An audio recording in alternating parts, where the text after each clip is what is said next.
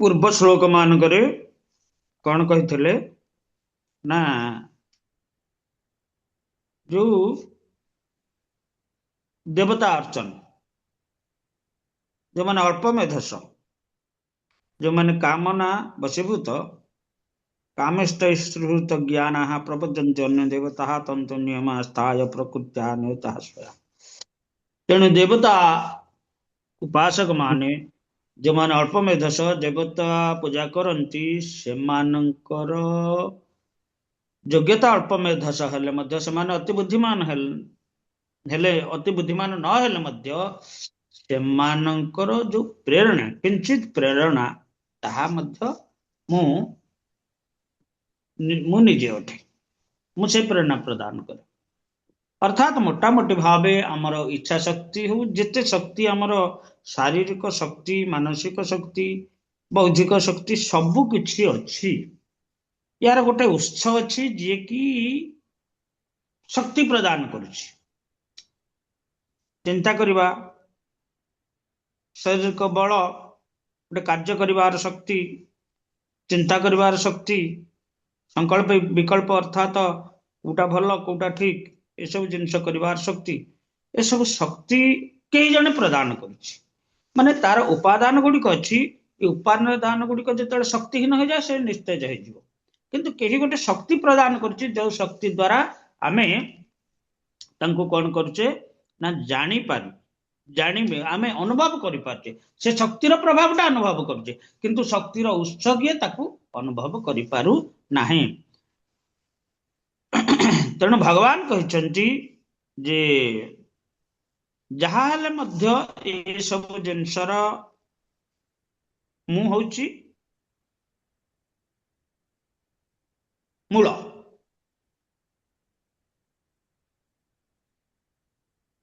ତସ୍ୟ ତସ୍ୟ ଅଚଳା ଶ୍ରଦ୍ଧାମ୍ ତାମେବ ବିଦଧାମି ଅହମ୍। ତୁମେ ଜାଣ ଯେ ମୁଁ ହଉଛି ତସ୍ୟ ଅଚଳା ଶ୍ରଦ୍ଧା, ତାର ସେଇ ଯୋଉ ଦେବତା ପୂଜା କରିବାର ଯୋଉ ଶ୍ରଦ୍ଧା, ସେ ଶ୍ରଦ୍ଧା ହଉଛି ମୁଁ, ଏ କଥା ତୁମେ ଜାଣ। ଏଠି ଭଗବାନ କହୁଛନ୍ତି अव्यक्तं व्यक्तिमापन्नं मन्यन्ते मं अबुधयः परं भावो जानन्तो मम व्यय अनन्तमं। मां अबुधय, अबुधय कहले अल्प बुद्धि संपन्न, एठी मते से कथा कहउछन। अव्यक्तं व्यक्तिमापन्नं मन्यन्ते मं अबुधयः परं भावो जानन्तो मम अव्ययं अनन्तम। जो अल्प बुद्धि संपन्न लोक माने मते जानती नाही, ସେମାନେ ଭାବନ୍ତି ଯେ ମୁଁ ଏଇ ରୂପ ବ୍ୟକ୍ତିତ୍ୱ ଧାରଣ କରିଛି। ସେମାନଙ୍କର ଅତି ସୀମିତ ଜ୍ଞାନ ହେତୁ ସେମାନେ ମୋର ଅପରିବର୍ତ୍ତିତ ଓ ପରମ ଶକ୍ତି ଅର୍ଥାତ ଉଚ୍ଚତର ପ୍ରକୃତିକୁ ଜାଣନ୍ତି ନାହିଁ। ଯେତେବେଳେ ଭଗବାନ ଏଇ ଜଗତରେ ଥିଲେ, ଅର୍ଜୁନ ଥିଲେ, ସେତେବେଳେ କଣ ହେଲା ନା ଯୋଉମାନେ ତାଙ୍କର ଭକ୍ତ ନଥିଲେ ସେମାନେ ତାଙ୍କୁ କଣ ବୋଲି ଭାବୁଥିଲେ, ହଁ ହଁ ଏ ନନ୍ଦ ରାଜାଙ୍କର ପୁଅ, ଆଉ ଟିକେ ବଳୁଆ, ଆଉ କଣ ହେଇଛି, ବଳୁଆ ବୋଲି ସମସ୍ତଙ୍କୁ ମାରିଦଉଛି, ଆଉ ପୁତନା ଗଲା ପୁତନାଟାକୁ ମାରିଦେଲା, ଶକଟାଟାକୁ ମାରିଦେଲା, ଏଇ କାଳିଆ ସାପୁଟାକୁ ଦଳିଦେଲା, ଏଇଟା ଟିକେ ସେ ବଳବାନ ଅତି ଅତି ଗୋଟେ ଅତ୍ୟାଶ୍ଚର୍ଯ୍ୟ ଶକ୍ତି ପ୍ରାପ୍ତ ହେଇଛନ୍ତି। ଆଉ ଗୋଟେ ଲୋକ କିଏ ଗୋଟେ ଲୋକ ତାକୁ ଯଦି କେଜିଏ ଲଙ୍କା ଦବ ସେ ଚୋବେଇ ଦବ। ଆଉ ଗୋଟେ ଲୋକ ଥିଲା ଯିଏକି ବାରଲାଇଟ ଗୁଡାକ, କାଚ ବାରଲାଇଟ ଗୁଡା ଖାଇକି ଚୋବେଇକି କାଡୁ କାଡୁ କରି ହଜମ କରିଦିଏ। ତେବେ ଏସବୁ ତ ସର୍ବସାଧାରଣ କଥା ନୁହଁ, ସର୍ବସାଧାରଣ ଗ୍ରହିତ କଥା ନୁହଁ।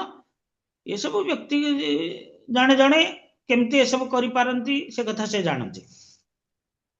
ଠିକ ସେଇଭଳି ଏମାନେ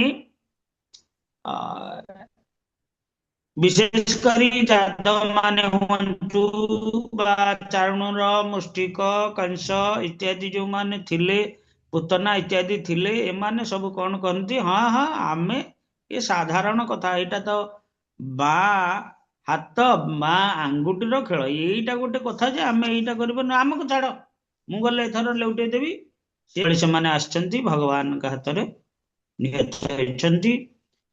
ସେମାନେ ଭଗବାନଙ୍କର ଯୋଉ ପରମ ବ୍ୟକ୍ତିତ୍ୱ, ये कथा जानी पारंती नाही। विशेष करी जादव माने मध्य रहिले सेमाने मध्य भी जानी पारलेनी। सुखदेव गोस्वामी कहले जे एमाने सबुठु महामूर्ख, ए कुबुजाटा भी महामूर्ख।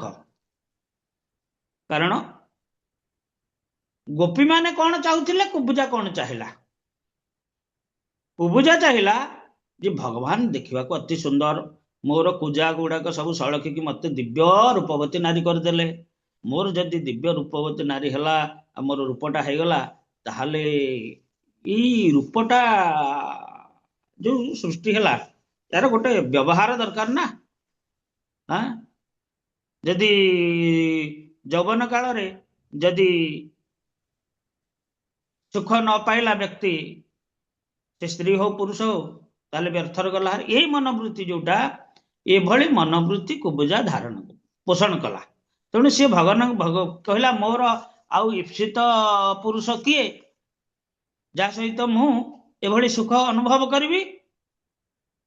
ये तो कृष्ण, ये तो मते मु टिके तांको माल्य चंदन देली बोली सी मते सुंदर रूप प्रदान करदेले, ताहले मोर उपभोगर वस्तु हो गले कृष्ण। ये हला पुतनार ए भूल कहली कार कुबुजार भाव। कुबुजार भाव एटा हला कृष्ण मोर उपभोग भोग वस्तु। गोपी माने कौन कहले? आमर ये जो सौंदर्य, आमर ये जो भूषण आभूषण, ये सब कौन? ए कृष्णकर आमे होचु उपभोग्य वस्तु। कृष्णकर होचु आमे होचु कृष्णकर उपभोग्य वस्तु। कुबुजा कहला कृष्ण मोर उपभोग्य वस्तु। प्रभेद रहा एति बुझिपारे? काम आ प्रेमर तारतम्य। निजेन्द्रिय प्रीतिवांछा धरे काम नाम, कृष्णेन्द्रिय प्रीतिवांछा धरे प्रेम नाम। चैतन्य चरितामृत लिखा है। तेणु प्रभेद रहा ये ये जादव माने से भली भगवान ताको गोटे देवता माने से मान थिले। तेणु देवता मान तो मनीष अपेक्षा टिके अधिक। तेणु सबु जदु वृष्णि ये सब वंश रे सब जन्मग्रहण करथिले। तेणु कृष्ण जेते बळे सेमानकु नेकी द्वारका रे अवस्थान कले, सेमाने कहले हाँ हाँ कृष्ण आमर सुरक्षार वस्तु, सी आमको सब सुख प्रदान करुछंती इत्यादि इत्यादि। आ भगवान बोली जानि पारलेनी कृष्ण जे भगवान ये कथा उद्धव जानिथिले, किंतु अन्य केही जानि नथिले। सुखदेव गोस्वामी कहले जे भली चंद्र को प्रतिबिंबित चंद्र को जलाशय मध्य ये माछ माने बा जलचर जीव माने कहती ये चंद्र होची आम भलिया गोटे माछ बा जल जीव। ये जादव माने से भली कृष्ण को भाविले जे हाँ हाँ सी आम भलिया जने जादव आ कौन बलशाली जादव, अत्याश्चर्य बल से प्राप्त होती कथा। किंतु भगवान जे मत नान्यत परतरम अर्थात मो व्यतीत मो उपरे आउ किछि नाही, ये कथा भगवान कहते। मतः परतरम नान्यत किंचित चेष्टि धनंजय, मोठू आउ किछि अधिक जिनस नाही। अधिक जे किछि आमे आलोचना करिवा ताहा बा आलोच जेते शक्ति जेते गुण जहा किछि सब सब मोठू उद्भत, मो द्वारा प्रभावित, मो द्वारा संभूत, मु का द्वारा परिचालित नुहे बा प्रभावित नुहे। तेणु मुझी स्वतंत्र स्वच्छंद, अर्थात मते कहीं किसी प्रभावित करें ना। तेणु भगवान ये कहते जे जो अल्प बुद्धि संपन्न लोक मैंने मत जानती ना, से माने भावती जे मु यही रूप यही व्यक्तित्व धारण कर हाँ हाँ ये सारथी कि अर्जुन रथरे जाइए तो युद्ध कौन अधिका पाखे क्यों मैंने भावुले कथा ना कौरव माने भगवान जाइकी 10टा रूप देखले करब राजसभारे। हा ये शकुनी कहला कौन कहला तमे जान कि हाँ सी ये तंत्र विद्यार विशारद तेणु सी निजक परिवर्तन करें रूप परिवर्तन करें तमे कृष्ण को चिन्ह न आउ कहीकि मनटा भूलैदेला। वर्तमान महाभारत युद्ध से जड़े सारथी रूप से अधिक कौन सेमाने अति सीमित ज्ञान हेतु सेमाने मोर अपरिवर्तित और परम शक्ति अर्थात उच्चतर प्रकृति को जानती नहीं। मोर परम शक्ति उच्चतर प्रकृति को जानती नहीं जहा अपरिवर्तित परम भाव अजानतो मम अव्ययम अनुतम अनुतम सूक्ष्मतम अव्यय अर्थात अपरिवर्तनीय से सर्वदा से भली रही से समस्त प्रभावित कर सूक्ष्म शक्ति समस्त परिचालित कर इत्यादि इत्यादि इत्यादि।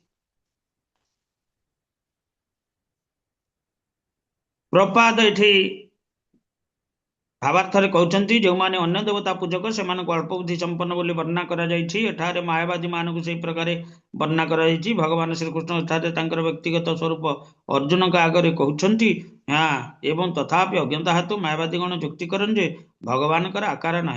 रामानुजाचार्य गुरु परंपरा आसुवा जमुनाचार्य भगवान एक विशिष्ट भक्त ए संबंध से अति सुंदर द्विपद श्लोक लिखिं कण तं शील रूप चरित परम प्रकृष्ट सत्वेन सात्विकतया प्रबलैश्च प्रबलैश्च शास्त्रै प्रख्यात दैव परमार्थम वेदं मतैश्च नैवासुर प्रकृतयः प्रभवन्ति बोधुम नैव नैवासुर नैवासुर नैव असुर प्रकृतयः प्रभवन्ति न बोधुम से माने अवगत हो पारंती नहीं कौन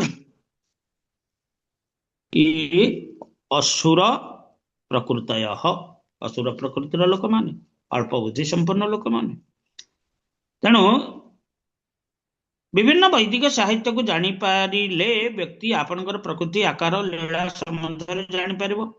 यही प्रकार से जानीपर जे आपण होती भगवान किंतु जो मैंने रजगुण और तमगुण विशिष्ट जो मैंने राक्षस अभक्त से माने आपण को बुझीपारती ना से आपण को बुझा अक्षम।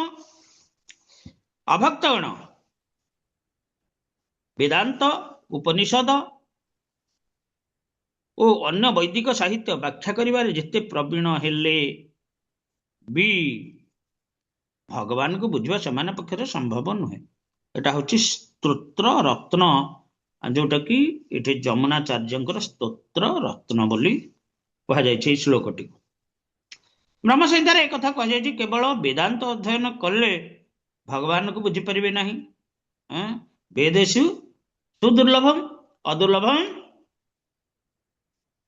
अदुर्लभम आत्मभक्त आत्मभक्त तेबे आत्मभक्त पखरे सी अदुर्लभ किंतु दुर्लभम वेदेषु दुर्लभम वेद ज्ञान प्रवीण हेले मध्य तांको निकटरे भगवान दुर्लभ अछंती।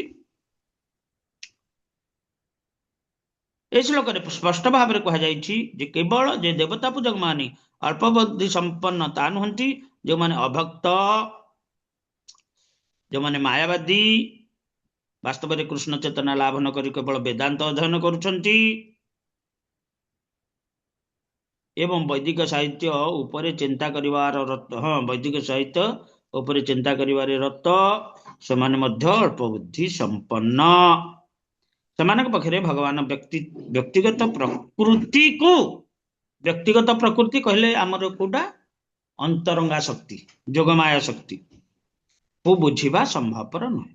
जो लोक मैंने यही धारणार वर्षवर्ती जे परम सत्य भगवान निर्विशेष ब्रह्म से असुर कह जाए। निर्विशेष ब्रह्म जो लोक मैंने यही धारणार वर्षवर्ती जे परम सत्य भगवान निर्विशेष ब्रह्म अटंती से असुर कह जाए। कौन तांकर ब्रह्म है सब आउ अन्य किसी नुहे आउ अन्य ब्रह्म व्यतीत आउ किसी नहीं आपण मैंने पचारे कहीं ब्राह्मण हूँ ज्ञानी व्यक्ति को आप जगत जगतर सृष्टि केमती होती जगत को किए नियंत्रण करुच्ची इत्यादि से कहे ब्रह्म आ ब्रह्म है सबकि ब्रह्मरु सब संभूत सब हाँ एटा भी ठीक एटा भी ठीक नुह कि ब्रह्म पर जाओ किसी वस्तु अच्छी से जिनस से माने जानी पारंती नहीं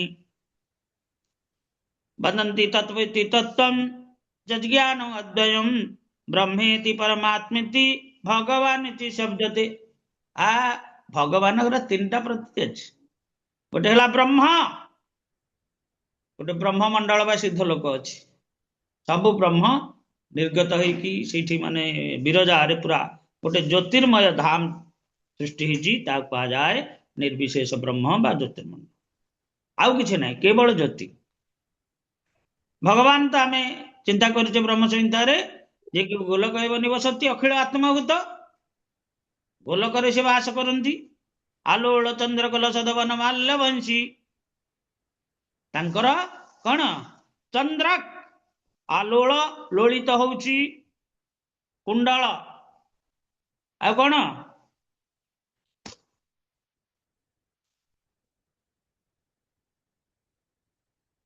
वेणु कणतम अरविंद दलायताखम भरवतंसमसितांबुद सुंदरांगम कंदर्पकोटि कमनीय विशेष शोभम गोविंदम आदि पुरुषम तमहम भजामि ये बहरवतंसमसितांबुद सुंदरांगम अंबुद नुआ मेघ भलिया अर्थात श्यामल शरीर सुंदर अति सुंदर अंग बहरवतंस अर्थात ये मयूरपुच्छ धारण करछंती वेणुकणंतरम अरविंद अर्थात अक्षतांकर चक्षु और पद्म सदृश मुख मध्य पद्म सदृश ये मुखरे कौन वेणुकणंत कर वेणु वादन कर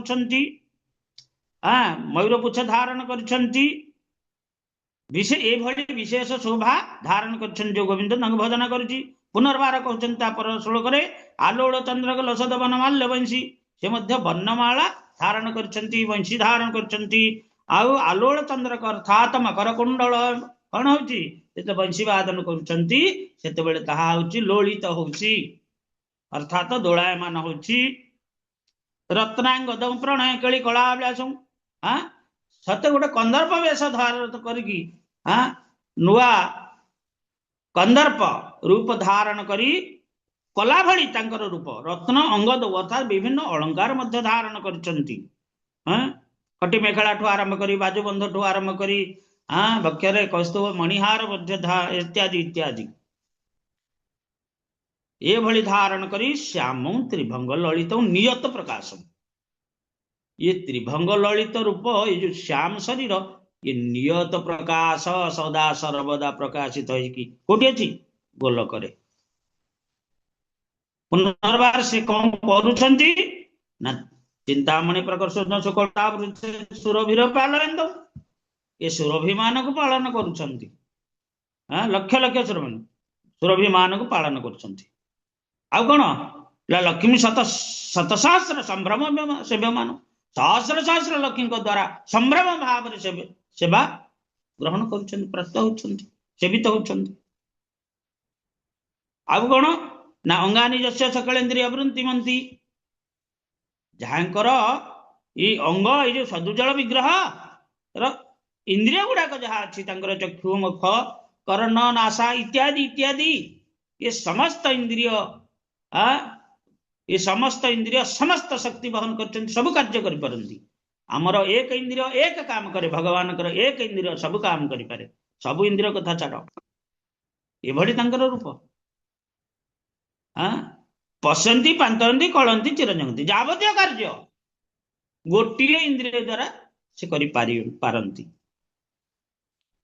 तापर पुणी कह जाइए सी हेले अद्वैत अच्युत अनादि अनंत रूप एक चित्त नुहति सर्वदा परिपूर्ण पुणी अनंत रूप निजक विस्तार करती से होती आद्य पुराण पुरुष नवजौ पंच किंतु सर्वदा नवकिशोर रूप धारण कर सी हेले आद्य पुरुष पुराण पुरुष तांकटू कहीं नांती किंतु सी सर्वदा नवकीश्वर रूप एभली देवेशु दुर्लभम अदुर्लभम आत्मभूत देवता मान पक्षरे ये दुर्लभ किंतु आत्मभक्त जो माने गोपी भाव रे भावित से भजन धारा को आश्रय कर निकट से अदुर्लभ एभली जो भगवान परम पुरुष से ब्रह्ममय परमात्मा अति सुखतम ये सब आंशिक प्रतीति सब कुछ किंतु पूर्ण भाव से भगवान आद्य पुराण पुरुष नवजौ वनुंस ये भाव से विद्यमान ये जिनस केते जानती कहीं जानी पारती ना तेणु देवता माने तो जादव रूप में आसते से माने आउ कौन जानवे तांकर आउ ज्ञान कौड़ आसो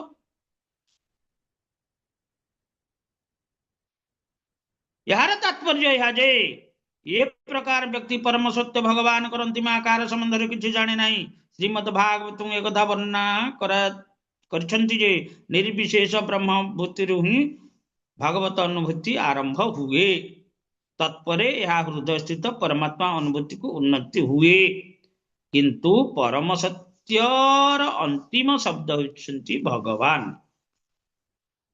परम सत्यर अंतिम शब्द होती भगवान वदंती तत्वीति तत्व जज्ञान अद्वयम प्रथमे आसिले ब्रह्मेति तापरे परमात्मेति तापरे भगवान इति शब्द प्रथमे ब्रह्म तापरे परमात्मा तापरे अंतिम शब्द आसिला भगवान तेणु प्रपाद ये कथा ये कहते से भागवतर उक्ति को कहते जे परम सत्यंकर अंतिम शब्द होती भगवान आधुनिक मायावादी गण अल्प तथा अल्प बुद्धि संपन्न व्यक्तिगण कहीं अल्प बुद्धि संपन्न कहगला कारण से परम गुरु शंकराचार्य अनुसरण करती ना कहीं शंकराचार्य विशेष भाव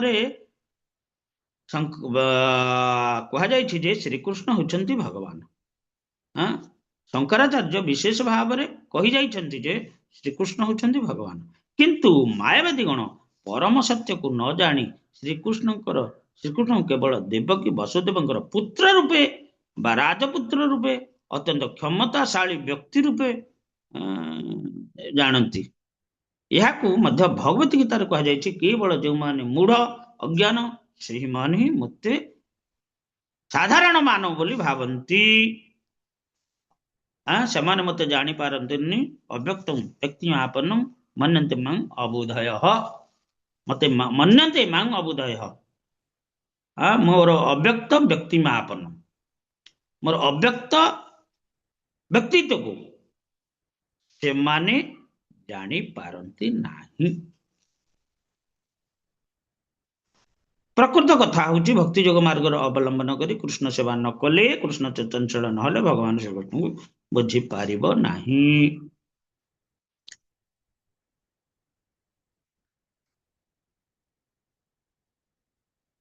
ओ ये श्लोक तो बहुत भावार्थ देइछंती तथापि पढ़िबा को पड़िबो पण प्रपात करछंती तबे भागवतम रे कथा कह जाइछंती अथापि ते देव पदम्बुजद्वय प्रसाद लेशानुगृहीत एव हि जानाति तत्त्वं भगवान महिम्नो न च अन्य एकोऽपि चिरं विचिन्नयन् मोर भगवान जदि कही आपणकर जुगल पदाम्बुज लेशमात्र प्रसाद रे अलंकृत हुए से आपणकर व्यक्तित्वर महिमा तत्व बुझी पारे अर्थात जी आपण पाद पद्म को आश्रय करे किंतु जो माने मानसिक कल्पना द्वारा भगवान को बुझा चेष्टा करती से माने आपण को जानिबा को अक्षम असक्षम जदिओ से माने बहु वर्ष धरी वेद पाठ रे रत थांती केवल मानसिक अनुशीलन मन चिंता करने द्वारा कि वैदिक साहित्य आलोचना द्वारा के भगवान श्रीकृष्ण रूप गुण कि नाम को बुझीपारे ना मानसिक अनुशीलन द्वारा सब बुझीपारे ना नामर महात्मा केवल जो माने जप करुछंती कीर्तन करुछंती महाप्रभु धारारे से माने जेभଳି बुझीपारे जेभଳି अनुभव करें अन्य माने करें नाही केवल कृष्ण सेवा बा भक्ति योग मार्ग कृष्ण कर्म जरिया ही व्यक्ति तांको बुझी परिबो। ताले केमती बुझी परिबो भगवान को व्यक्ति? हरे कृष्ण केमती बुझी परिबो?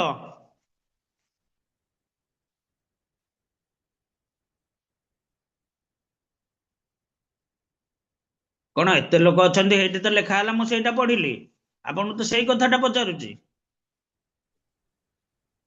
कृष्ण आज्ञा हरे कृष्ण जहाँ लिखाई से पढ़ी मु पचारि हरे कृष्ण दंड प्रणाम। महाप्रभुंकर पदांग अनुसरण कले आमे भगवान को बुझी परिबा। ये प्रपात कहते केवल कृष्ण सेवा बा भक्ति जोग मार्ग रे कृष्ण कर्म जरिया रे ही व्यक्ति तांको बुझी पारिबो। एटा प्रश्न थिला। तबे भगवान को बुझी पारिबा कि भली एमाने अल्प बुद्धि संपन्न बुझी पारंती नाही किंतु केमिति बुझी पारिबो एठी तार उत्तर देले प्रपात केवल कृष्ण सेवा बा भक्ति जोग मार्ग रे कृष्ण कर्म जरिया रे।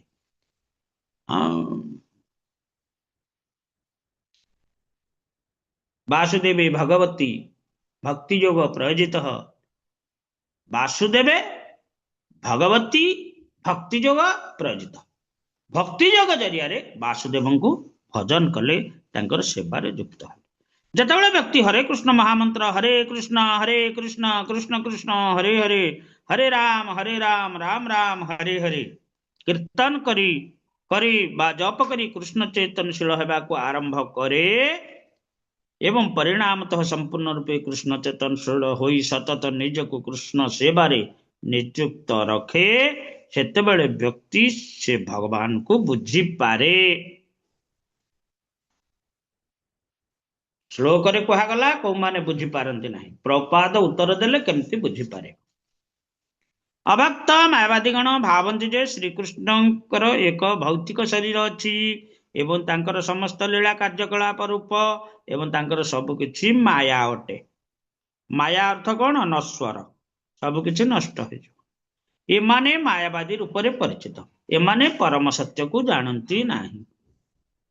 देखंतु भगवत गीतार केते सुंदर कथा माने तार भावार्थ प्रपाद एठे दैछन्ती। जो माने अभक्त जो माने भगवान कर भक्त नुहंती से माने भगवान के संबंध रे कोनोसी कथा कहिले ताहा अग्राह्य ता ग्रहण करा जिवो नाही।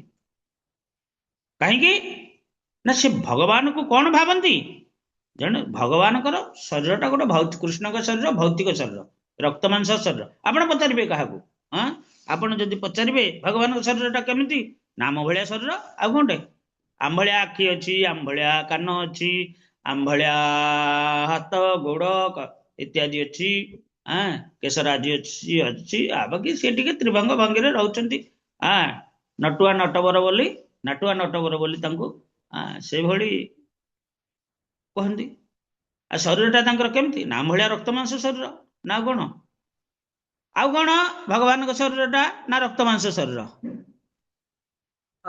चिन्मय शरीर। हाँ रत्नमाला माता जी भगवान का शरीर टा कौन तैयारी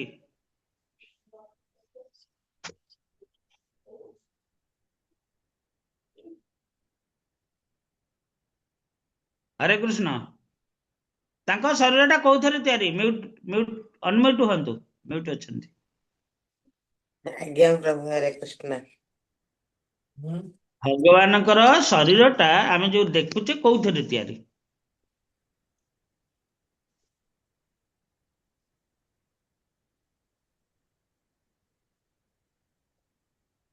ईश्वर परम ब्रह्म कोथिरे तैयारी आमे कल्पना करि पाछे कल्पना कौन तैयारी आम आगे तो सी अच्छा ना आम देखुचे कौन तैयारी सी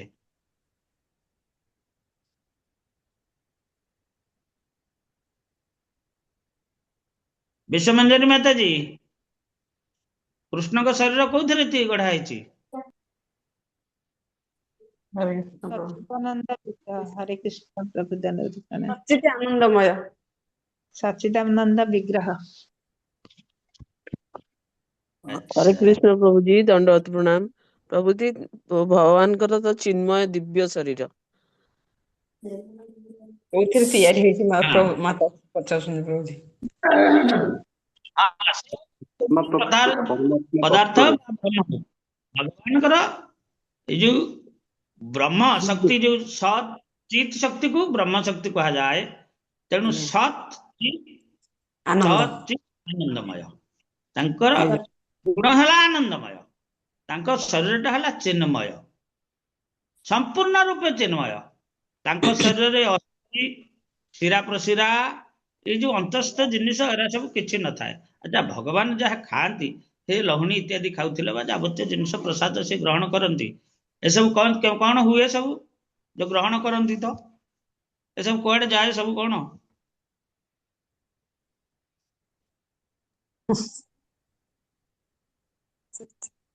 प्रभु जी ସିଏ ବି ସବୁ ଚିନ୍ମୟ ହେଇଯାଏ ବାସ୍, ଭଗବାନଙ୍କ ସାଙ୍ଗେ ସବୁ କିଛି ଚିନ୍ମୟ ହେଇଯାଏ, ଧ୍ୱଂସ ହେଇଯାଏ ଭିତରେ। ଏ ଭିତରେ ସବୁ କିଛି ଧ୍ୱଂସ ହେଇଯାଏ। ଏକଦା ଗୋପୀମାନେ ଦୁର୍ବାସା ଋଷିଙ୍କୁ ଦର୍ଶନ କରିବାକୁ ମଥୁରାକୁ ଯିବାକୁ ବାହାରିଲେ। ଭଗବାନ କରିଦେଇଛନ୍ତି ଯମୁନା ଟା ପୁରା ବଢିଛି। ଆରେ ଯିବା କେମିତି? ଭଗବାନ କଣ କଲେ ନା କହିଲେ ଯାଅ ଯାଅ, ମୁଁ କହିଦଉଛି ଯମୁନା ବାଟ ଛାଡିଦବ। ନା ଯମୁନା ତମେ କହିଦେଲେ ବାଟ ଛାଡିଦେଲ? ନା ହଁ, ମୁଁ କହିଦେଲେ ସେ ବାଟ ଛାଡିଦବ। ନା ହଉ କହିଦିଅ, ଯମୁନା ଯଦି କୃଷ୍ଣ ଆଜନ୍ମ ବ୍ରହ୍ମଚାରୀ,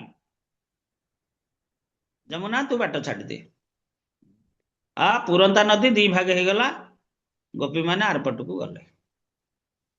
ପୁନର୍ବାର ପୁଣି ଜଳ ପ୍ରବାହିତ ହେଲା। ଆରେ ଭଲ ହେଲା, ଆମେ ଦୁର୍ବାସାଙ୍କୁ ଦର୍ଶନ କରିବାକୁ ଆସିଲେ, ଇଏ ବର୍ତ୍ତମାନ ଫେରିବା କେମିତି? ଆସିଲେ ତ ପୁଣି ଯମୁନା ତ ବଢିଲା। ଦୁର୍ବାସା ଋଷିଙ୍କୁ ଯାହା ଦେଇଥିଲେ ସବୁ ବଡ ବଡ ସବୁ ମାଠିଆ ଘଡିରେ ସବୁ କ୍ଷୀର ଦଧି ଇତ୍ୟାଦି ସବୁ ଦେଇଥିଲେ। ଦୁର୍ବାସା ସବୁ ଯାକ ଢକ ଢକ କରି ପିଇଲେ, ସବୁ ଗୁଡାକ ପିଇଦେଲେ। ଯେତେ ଜଣ ଯାଇଥିଲେ ସମସ୍ତଙ୍କର ପିଇଦେଲେ।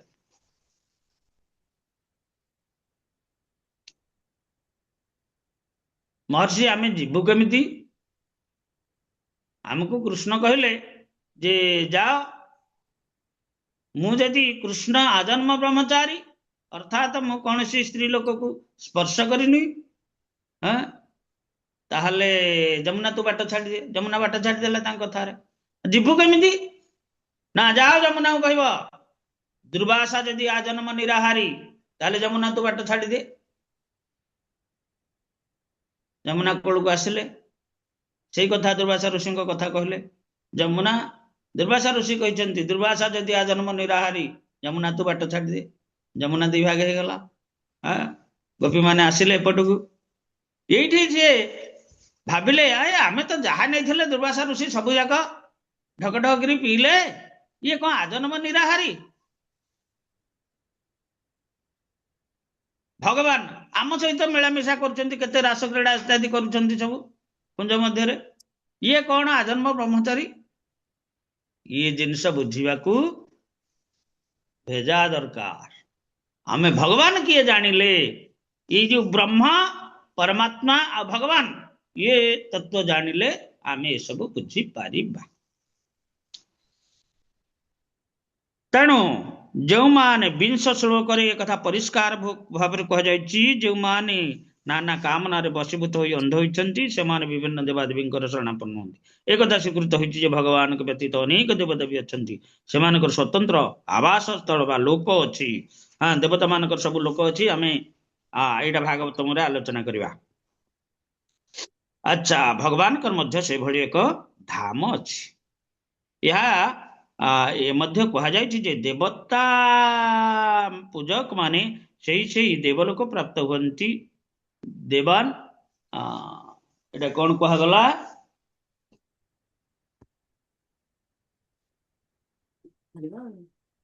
ବିଂଶ ଶ୍ଲୋକରେ କଣ କୁହାଯାଇଛି?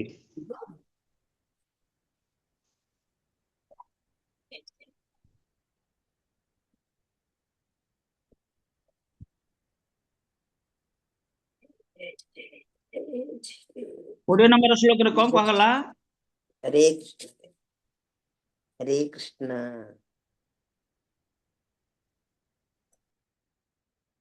कामेष्टै हृत ज्ञाना जे प्रपदन्ते अन्य देवता तंतो नियम आस्था प्रकृत न्यता स्वया। जो जानता तनु भक्त श्रद्धा तुन अछति तस्य अचला श्रद्धा तामे विदित। एठी कहा जायछि जे देवता माने देवलोक को जानती आ मोर भक्त माने मते मो लोक को जानती। एठी गोटे श्लोक अछि जहाँ नवम अध्याय 25 नंबर श्लोक रे कहा जायछि जानती देव बता दे। पितृन जानती पितृव्रता भूतानि जानती भूतेज्या जानती मज्जादीनो अपि। मज्जादीनो अर्थात मते जो मैंने पूजा करती मते आराधना करती मोर शरणापन्न होती सी मते प्राप्त होती मो धाम को जानती।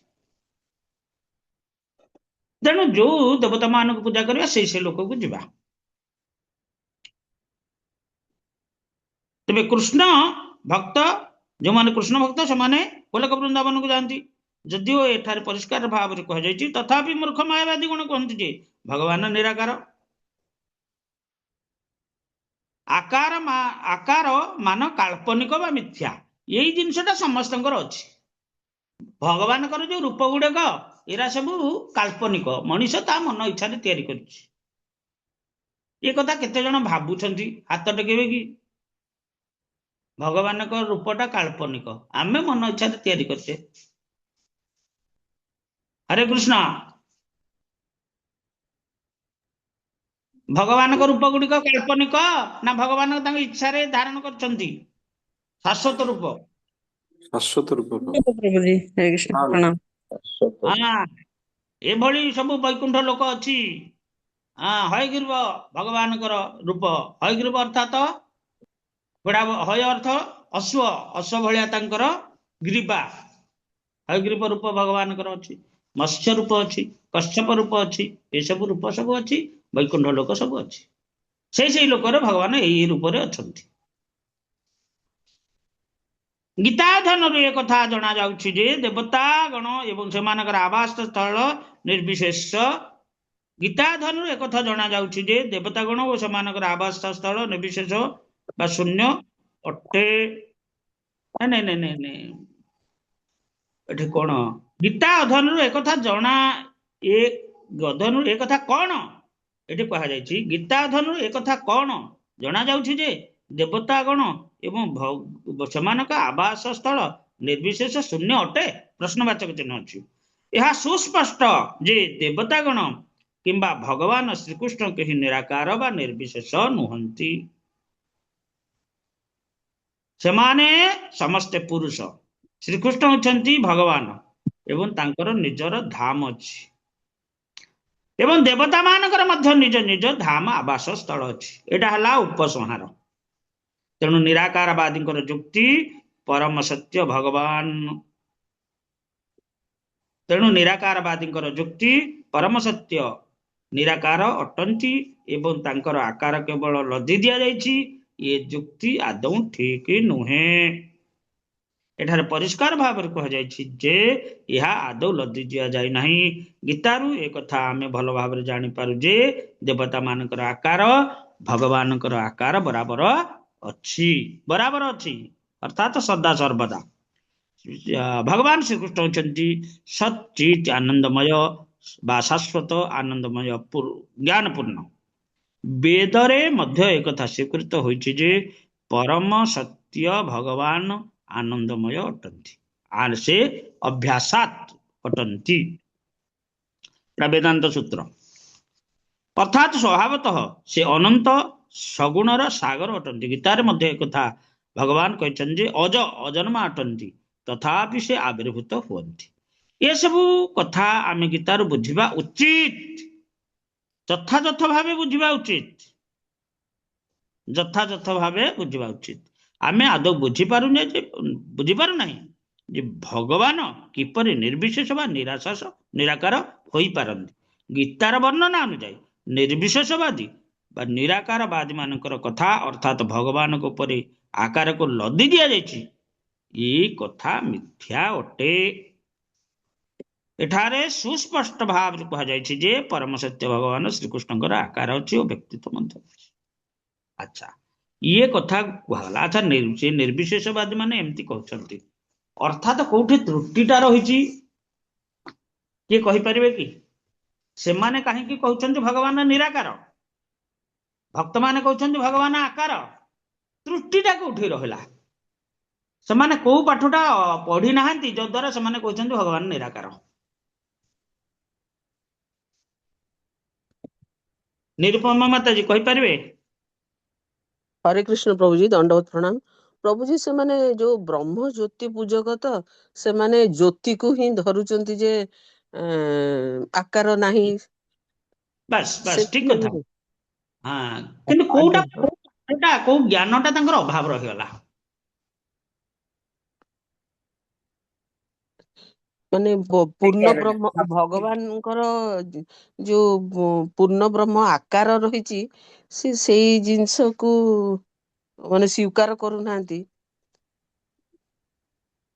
ଆମର ଯୋଉ ଏକପାଦ ବିଭୂତି କୁହାଯାଇଛି ଭୌତିକ ଜଗତକୁ, ଏ ଆଜ୍ଞା ଆଜ୍ଞା ଭୌତିକ ଜଗତର ଶୀର୍ଷରେ ରହୁଛି ବ୍ରହ୍ମ, ସିଦ୍ଧଲୋକ ବା ବ୍ରହ୍ମ ମଣ୍ଡଳ, ନିର୍ବିଶେଷ ବ୍ରହ୍ମ।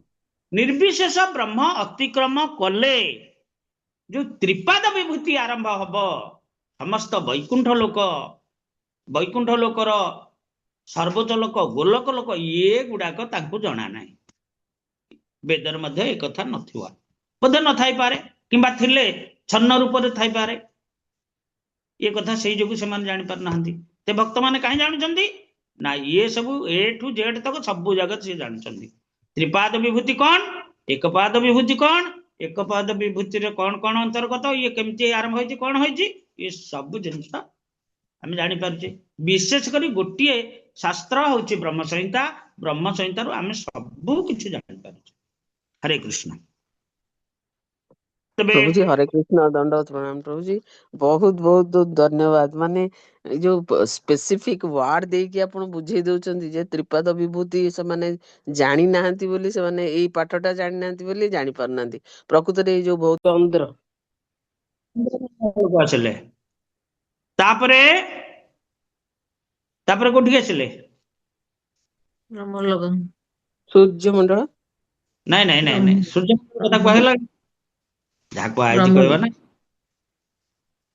ବ୍ରହ୍ମପୁରୀକୁ ଆସିଲେ, ବ୍ରହ୍ମାଙ୍କ ପୁରୀ। ପ୍ରଭୁଜୀ, ବ୍ରହ୍ମପୁରୀ ସର୍ବୋଚ୍ଚ ସ୍ତରରେ ନା?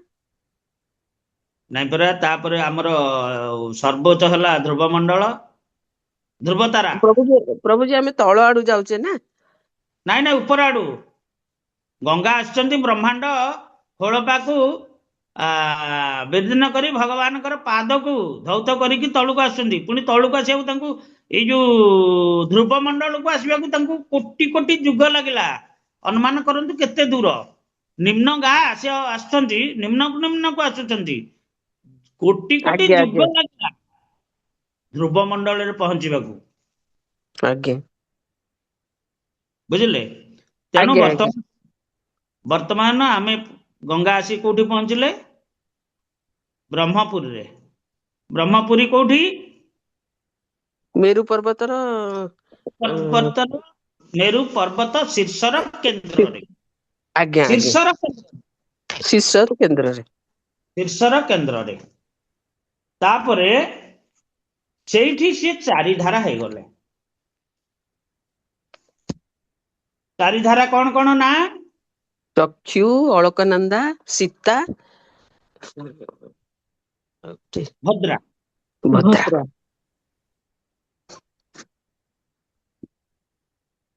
ତେବେ ଏ ଚାରିଧାରା ହେଇକି ମେରୁ ପର୍ବତର ଚାରି ଦିଗକୁ ଗଲେ, ପ୍ରବାହିତ ହେଲେ। ଚାରି ଦିଗକୁ ଯାଇକି, ଉତ୍ତର ଦିଗକୁ ଯାଇକି ଗଙ୍ଗା ଯୋଉ ଭଦ୍ରା ନାମକ ଧାରା, ସେ କୁମୁଦ ପର୍ବତରେ, ମେରୁ ପର୍ବତ ପାଖରେ ଆଉ ଚାରୋଟି ପର୍ବତ, ଯୋଉଟା କି ମନ୍ଦର, ମେରୁ ମନ୍ଦର, ସୁପାର୍ଶ୍ୱ କୁମୁଦ।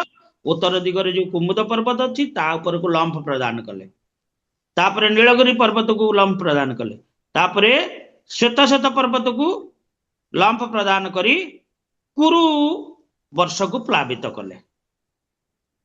ପୂର୍ବରେ ସୀତା ପୂର୍ବ ଦିଗକୁ ଗତି କରି ମନ୍ଦରାଚଳ ପର୍ବତ କୁ ଲମ୍ଫ ପ୍ରଦାନ କଲେ। ମନ୍ଦରାଚଳ ରହୁଛନ୍ତି ପୂର୍ବ ଦିଗରେ। ମନ୍ଦରାଚଳ ପର୍ବତକୁ ଲମ୍ଫ ପ୍ରଦାନ କରି ତାପରେ ଭଦ୍ରାବର୍ଷକୁ ପ୍ଲାବିତ କରିଛନ୍ତି। ଆଉ ପର୍ବତ ଅଛନ୍ତି ତାପରେ ତା ଶୀର୍ଷକୁ ଲମ୍ଫ ପ୍ରଦାନ କରି କରି ତଳକୁ ତଳକୁ ଯାଇକି ଭଦ୍ରାବର୍ଷକୁ ପ୍ଲାବିତ କରିଛନ୍ତି। ଅଳକାନନ୍ଦା ଦକ୍ଷିଣକୁ ଆସିଛନ୍ତି। ଦକ୍ଷିଣକୁ ଆସିକି କୋଉ ପର୍ବତ?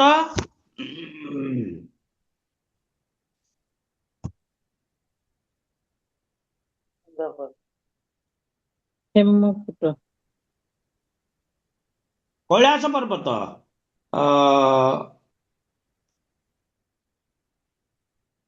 ଏଟା ମେରୁ ମନ୍ଦର କୁହାଯାଇଛି। ମେରୁ ମନ୍ଦରକୁ ଲମ୍ଫ ପ୍ରଦାନ କରି ତାପରେ କରବୀର କୈଳାସ ପର୍ବତକୁ ଶୀର୍ଷକୁ ଲମ୍ଫ ପ୍ରଦାନ କରିକି ତଳକୁ ତଳକୁ ଆସିଛନ୍ତି। ହେମକୂଟ ପର୍ବତକୁ ଆସିଛନ୍ତି। ତାପରେ ଯୋଉ ସମତଳ ଭୂମିକୁ ଆସିଲେ ତାହାକୁ ଭାରତ ବର୍ଷ କୁହାଗଲା। ଏ ଭାରତ ବର୍ଷକୁ ପ୍ଲାବିତ କରିଛନ୍ତି। ପଶ୍ଚିମ ପଟକୁ ସେଇଭଳି ଚକ୍ଷୁ ଯାଇଛନ୍ତି। ଚକ୍ଷୁ ଯାଇକି ପଶ୍ଚିମ ପଟେ ହେଲେ କୋଉ ପର୍ବତ? ସୁପାର୍ଶ୍ୱ ପର୍ବତ। ସୁପାର୍ଶ୍ୱ ପର୍ବତକୁ ଲମ୍ଫ ପ୍ରଦାନ କରି ତାପରେ କେତୁମାଳ ମାଲ୍ୟବାନ ପର୍ବତକୁ ଲମ୍ଫ ପ୍ରଦାନ କରି କରି ସବୁ ଯାଇଛନ୍ତି। ଆଚ୍ଛା, ଯାଇକି କୁଆଡେ ଗଲେ? କୁଆଡେ? ଚାରିପଟକୁ ଚାରିଧାରା ହେଇକି ଗଲେ। ଗଲେ କୁଆଡେ? କେତୁମାଳ ବର୍ଷକୁ ପ୍ଲାବିତ କଲେ। ସମତଳ ଭୂମି, ଏ ପର୍ବତକୁ ଲମ୍ଫ ପ୍ରଦାନ କରି ସମତଳ ଭୂମିରେ ପ୍ରବେଶ କଲେ। ଚାରିପଟେ ଚାରିଟା ସମତଳ ଭୂମି ଅଛି। ଏ ପର୍ବତ ବାହାରେ ଗୋଟେ ହେଲା କୁରୁ ବର୍ଷ, ଗୋଟେ କେତୁମାଳ ବର୍ଷ, ଗୋଟେ ଭାରତ ବର୍ଷ, ଗୋଟେ ଭଦ୍ରା ବର୍ଷ। ଏଇଭଳି ଚାରି ସମତଳ ଭୂମିକୁ ଗଙ୍ଗା ପ୍ଲାବିତ କରିଛନ୍ତି ଚାରୋଟି ଧାରାରେ। ତାପରେ କୁଆଡେ ଗଲେ? ସମତଳ ଭୂମିରୁ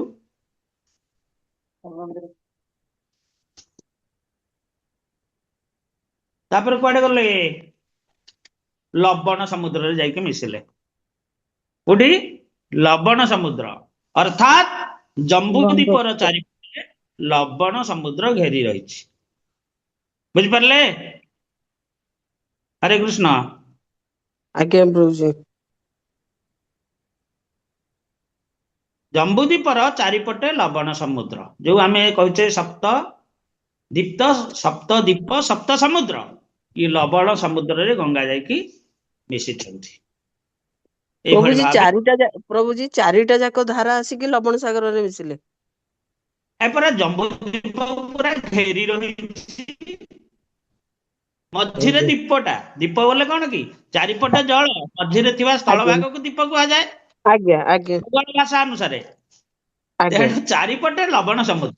ଆମର ଯେମିତି ଶ୍ରୀଲଙ୍କା, ଶ୍ରୀଲଙ୍କା ଟା କଣ ଚାରିପଟେ ସମୁଦ୍ର ଅଛି ନା? ଆଉ ଆଜ୍ଞା ଆଜ୍ଞା ଠିକ ସେଇଭଳି ଇଏ ଚାରିପଟେ ଲବଣ ସମୁଦ୍ର ଜମ୍ବୁ ଦ୍ୱୀପକୁ ଘେରି ରହିଛି। ଲବଣ ସମୁଦ୍ର ପରେ କୋଉ ସ୍ଥଳ ଭାଗ ଆସିବ? ଏରା ସବୁ ଆଗକୁ ଆଗକୁ ଆମେ ପଢିବା। ବର୍ତ୍ତମାନ ଆମେ ଜାଣିଲେ ଯେ ଗଙ୍ଗା ବର୍ତ୍ତମାନ ଲବଣ ସମୁଦ୍ରରେ ପ୍ରବେଶ କରିଛନ୍ତି। କୋଉଠୁ ଆସିକି? କାରଣ ସମୁଦ୍ରରୁ ଆସିକି ଭୂମଣ୍ଡଳସ୍ଥ ଲବଣ ସମୁଦ୍ରକୁ ପର୍ଯ୍ୟନ୍ତ ଆସିଲେଣି। ମାନେ ପ୍ରଭୁଜୀ ସୋର୍ସ ହେଲା କାରଣ ସାଗରରୁ, ହଁ, ଲାଷ୍ଟକୁ ଆସି ପହଞ୍ଚିଲେ ଲବଣ ସାଗରରେ। ଲବଣ ସାଗରରେ। ଏଇ ଆସିବା ମାନେ ବାଟରେ ମଝିରେ ଆଜ୍ଞା ପ୍ରଭୁଜୀ, ମଝିରେ ଏତିକି ମାନେ ଟ୍ରାଭେଲ କରିଛନ୍ତି, କୋଉ ପର୍ବତ ଉପରକୁ ଯାଇଛନ୍ତି, କୋଉଠୁ ଲମ୍ଫ ପ୍ରଦାନ କରିଛନ୍ତି, ସେ ଯୋଉ ବିଭିନ୍ନ ନାମ ଗୁଡାକ ସବୁ ରହିଲା। ତେଣୁ ଉତ୍ତର ଦିଗକୁ ସର୍ବଦା କଣ କୁହାଯାଏ? ଶୀର୍ଷ ଆମ ମ୍ୟାପରେ କଣ? ଉତ୍ତର ଦିଗଟା ଉପରକୁ ରହିଛି, ଦକ୍ଷିଣ ଦିଗଟା ତଳକୁ ରହିଛି, ନାଇଁ? ଆଜ୍ଞା ଆଜ୍ଞା ଆଜ୍ଞା ତେଣୁ ଇଏ ଗଙ୍ଗା କୋଉଠୁ ଆସିଛନ୍ତି? ଶୀର୍ଷରୁ ଯୋଉ ଉତ୍ତର ଦିଗରୁ ଆସିଛନ୍ତି। ଉତ୍ତର ଦିଗରେ ଧ୍ରୁବ ମଣ୍ଡଳ, ସପ୍ତର୍ଷି ମଣ୍ଡଳ, ଏଇଭଳି ଆସିଛନ୍ତି। ଆମେ ଉତ୍ତର ଦିଗରେ ତ ଏତିକି ଦେଖୁଛୁ ନା। ତାପରେ ଚନ୍ଦ୍ରମଣ୍ଡଳ କୋଉଠି ଅଛି ଆମେ ଜାଣିନେ। ଏଠି ଆଗକୁ ଆଗକୁ ସେ କଥା ଜ୍ୟୋତିର୍ବିଜ୍ଞାନ କଥା ପଢା ହବ ଏଇ ସ୍କନ୍ଧରେ।